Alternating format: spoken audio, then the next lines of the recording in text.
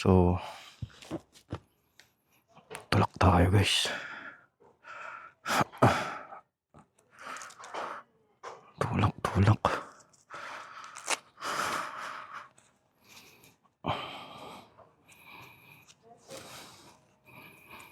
Tayo pwede mag-cold start dito. Kasi maingay.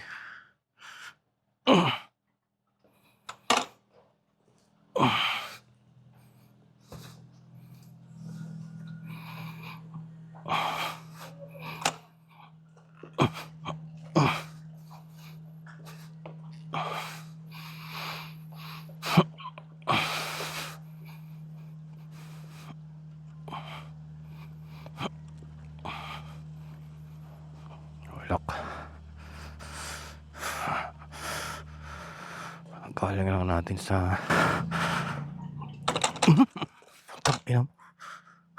ina. Tik na.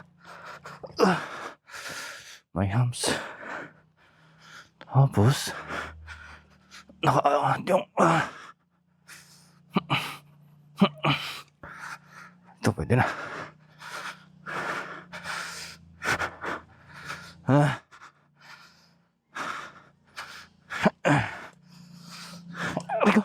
Mahirap no? Hayop na yan. Ay. Ayan, dito lang bahay.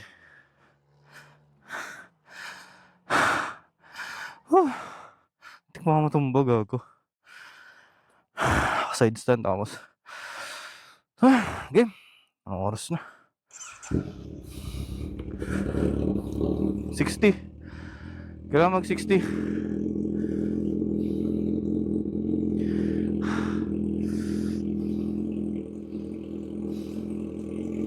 Tangina, sa dami ng kapitbahay sila nagreklamo. Kupal. Uy. Tapos lahat ng kapitbahay sabi, kupal daw talaga yan. Ay no. Magkaroon kang kapitbahay, napaka-sensitive ang puta. Siya lang mag-isa nakatira.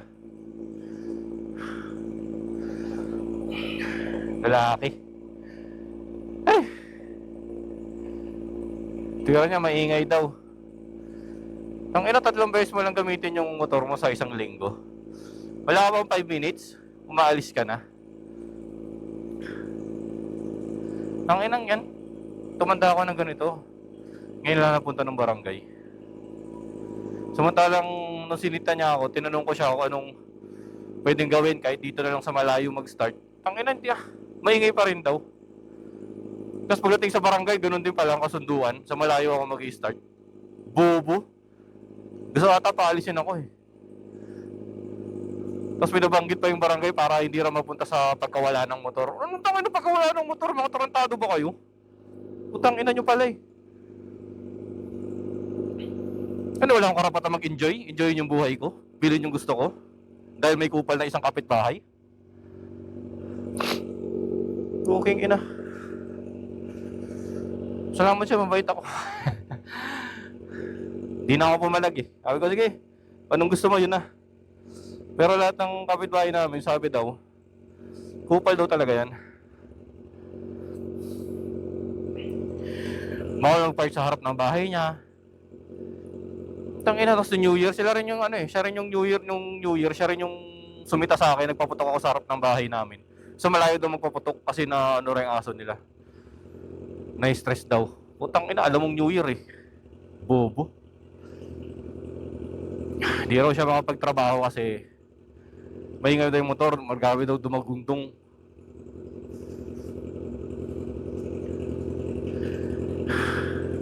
Call center daw siya. Sabi sa barangay, may call center ka pala eh. Ay, work at home ka pala eh. Ito dapat, aware ka.